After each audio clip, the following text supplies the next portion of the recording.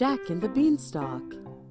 Once upon a time, there was a boy named Jack who lived with his poor widowed mother. They had sold almost everything they owned to buy food. When their last cow stopped giving milk, Jack's mother sent him to town to sell it. On the way to town, Jack met a strange fellow who told him stories of magic beans. "Where can I buy some of these magic beans for my mother?" asked Jack. "I have the last 5 magic beans, and I will sell them to you because you are a good boy." The strange man smiled at Jack. "Well, I have nothing but our old cow, and we need the money I would get by selling her for food." The man replied, "Trust me, my boy. These beans will bring you food and fortune, and your mother will be proud."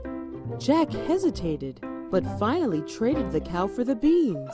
When Jack returned home, his mother was furious and threw the beans out of the kitchen window crying. Jack went to bed that night, sad and hungry. He woke the next morning to find a huge beanstalk growing in the garden. "The beans really are magic," he cried. Jack saw that the stalk reached the clouds. He remembered stories about the clouds containing gold and started climbing the stalk to see what he could find. He climbed and climbed. When he got to the top, he saw a huge castle and headed for it. The door was so big that Jack could crawl beneath it. Once inside, he saw a giant man eating his dinner. When the giant was finished, he called his servant to bring him his bag of gold coins. While counting his money, the giant became drowsy and fell asleep. Jack crept up to the giant and stole his bag of gold.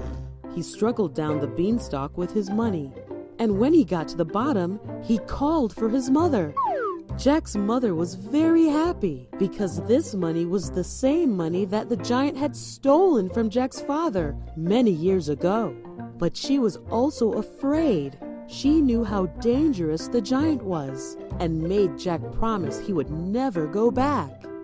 Well, Jack did promise. After a while, the money began to run out. Jack began to wonder if he would find anything else in the castle. Once again, Jack decided he would go back up the beanstalk and back to the castle. Once again, he reached the castle and climbed under the castle door.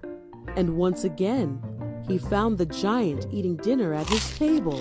When he was finished this time, however, the giant called for his magic hen. Jack was amazed when he saw the hen lay an egg of pure gold. While the giant was watching the hen, he again became drowsy and fell asleep. Jack crept silently to the table and grabbed the hen. When he returned home, his mother was very angry that Jack had gone back to the castle. She grabbed Jack's axe, intent on cutting the beanstalk down. Jack begged her not to and showed her how the hen could lay golden eggs.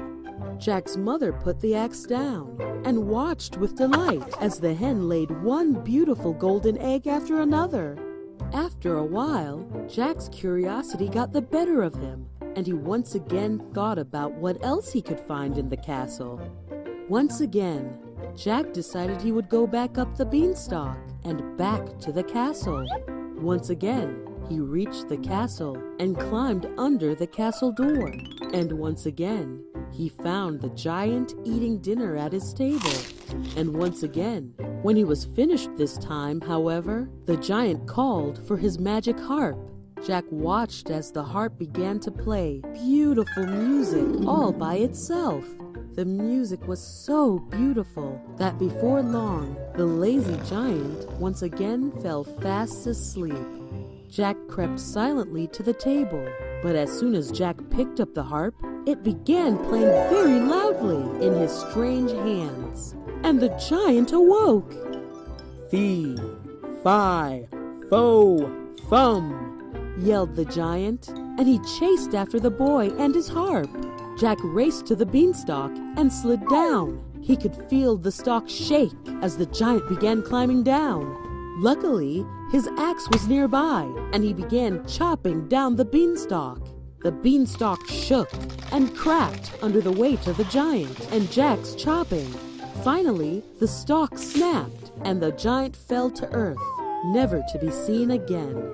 Jack and his mother lived happily ever after. The end.